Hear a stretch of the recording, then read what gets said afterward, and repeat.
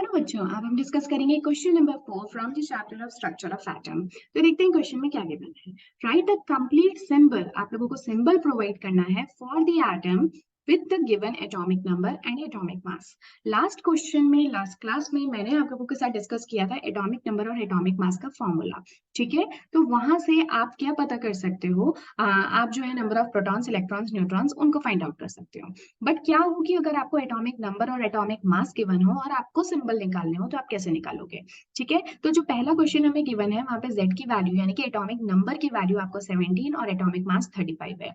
दूसरे वाले पार्ट में z की वैल्यू 92 और एटॉमिक मास 233 है। और थर्ड केस में z की वैल्यू कितनी है, 4 है और a की वैल्यू 9 है। तो देखो, अब आप है ना एटॉमिक मास से ये नहीं पता कर सकते कि एलिमेंट कौन है या कौन से एलिमेंट की हम बात कर रहे हैं। तो एलिमेंट को पता करने के लिए, क्योंकि सिंबल आपको प्रोवाइड करना है, तो एलिमेंट को पता करने के लिए सिर्फ जो z की इंफॉर्मेशन है ना, दैट इज इंपॉर्टेंट। ठीक है, तो यहाँ थोड़ा सा स्पेस कम है, मैं आपको दूसरे एक ब्लैंक पेज पे लेके चलती हूँ जहाँ पे हम इनको थोड़ा डिटेल में समझेंगे। तो देखो, फर्स्ट हम लोगों को जो क्वेश्चन यहाँ पे गिवन है वो क्या है, दैट इज सिंबल हमें बताना है सबसे पहली बात तो, और z की वैल्यू 14 है और एटॉमिक मास क्या है, 35 है। वैसे तो आप में से अभी तक बहुत बच्चों ने इसको कर ही लिया होगा, बट स्टिल अगर आपको कभी कोई रैंडम इस तरह से कोई सिचुएशन दे दी जाती है तो आप फाइंड कैसे करोगे, आपको एक मेथड में बता रही हूँ। ठीक है, z की वैल्यू जो है वो आपको 17 गिवन है, सॉरी इट्स नॉट 14, इट्स 17। ये 17 गिवन है। तो 17 एटॉमिक नंबर वैसे तो आप सभी जानते हो क्लोरीन का होता है, तो डायरेक्टली क्या है, 17 को तो आप लिखो नीचे और 35 को लिखो ऊपर, क्योंकि मैंने आपको कहा था कि जो एटॉमिक मास है उसको ऊपर लिखते हो और एटॉमिक नंबर को नीचे लिखते हो। तो ये सिंबल आ गया। मैं आपको सारे पहले आंसर्स बता देती हूँ, उसके बाद में हम डिस्कस करेंगे कि ये निकालेंगे कैसे। इसी तरह से अगर 2 यानी कि z की वैल्यू आपको 92 गिवन है और a की वैल्यू, एटॉमिक मास की वैल्यू 233 गिवन है। तो 92 बहुत ही मतलब एक कॉमन एक एलिमेंट है आपका, तो आपको पता होगा यूरेनियम की यहाँ पे बात हो रही है। तो 233 को तो आप ऊपर लिखोगे और 92 को आप नीचे लिखोगे। ठीक है, तो ये इसका सिंबल निकल के आ गया। और तीसरे केस में आप देख रहे हो कि z की वैल्यू 4 है और जिसके लिए एटॉमिक मास आपको कितना गिवन है, एटॉमिक मास इज 9। ठीक है, तो Z4 कौन होता है, बेरिलियम होता है, तो 4 नीचे लिख दो और 9 को ऊपर लिख दो। ठीक है, ये तो हुई सिंपल सी बातें। लेकिन आप निकालोगे कैसे, ये तो सिंपल एलिमेंट्स थे, अगर कोई बिल्कुल ही अननोन एलिमेंट है तो आप किस तरह से निकालोगे। तो उसके लिए आपको है ना एक चीज पता होनी चाहिए, कौन, नोबल एलिमेंट्स और उनकी कॉन्फ़िगरेशन। इनको तो आप बिल्कुल अच्छे से याद रख लो, this is very important. Atomic number इनके आपको एज इट इज याद होने चाहिए। सबसे पहले नोबल एलिमेंट्स होते कौन कौन है, तो वो है आपके helium, neon, argon, krypton, xenon and radon. ठीक है, इसको याद करने का निमोनिक आप लोगों को शायद पता होगा, नहीं पता है तो मैं बता देती हूँ जो मैंने याद कर रखा है। तो आप इसमें ऐसे कर सकते हो, है ना, आगरकर। ठीक है, आगरकर जानते हो ना, एक क्रिकेट पर्सन था पहले।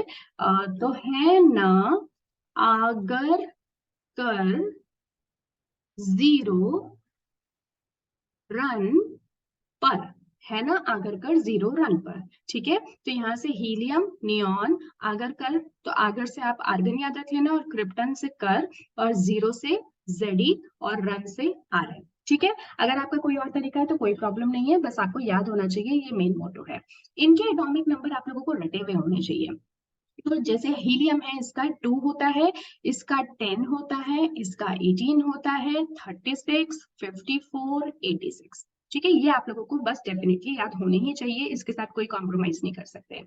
अब बात आती है कि अगर आपको जैसे 30 यहाँ पे 17 दे रखा था एटॉमिक नंबर, तो मुझे ये पहचानना है कि कौन सा एलिमेंट है, तो क्या करेंगे हम, तो 17 के सबसे क्लोज कौन है, 18 है। तो आप क्या करो कि आपको समझ में आ गया कि भाई 18 से पहले कौन होगा, 18 के अंदर मैं 1 माइनस कर दूं तो मेरे को 17 मिल जाएगा। इसका मतलब जो आर्गन है उससे जस्ट पहले वाला जो एलिमेंट है वही हमारा एटॉमिक नंबर 17 का एलिमेंट होगा। तो इसका मतलब 18 तो क्या हो गया, नोबल गैस एलिमेंट है, उनसे पहले एक पहले कौन प्रेजेंट होते हैं, हैलोजेंस।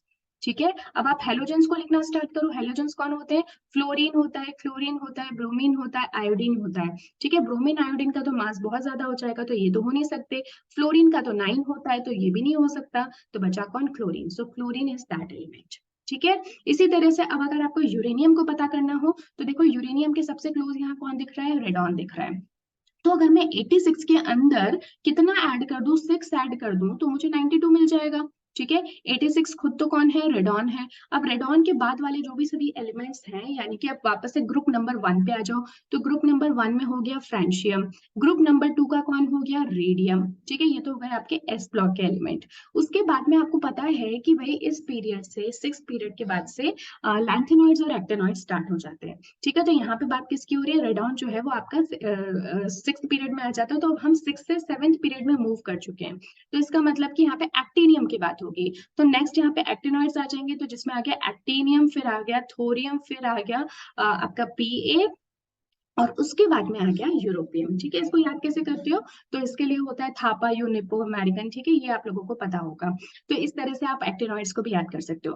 बट फिलहाल यहाँ पे इंपॉर्टेंट क्या है, देखो 92 है, 92 तो रेडॉन हो गया, ये तो हो गया 92, ये हो गया 93, 94, 95, सॉरी वेरी सॉरी 92 हो गया, 86 हो गया रेडॉन। उसके बाद में हो गया 87, 88, 89, 90, 91 और 92।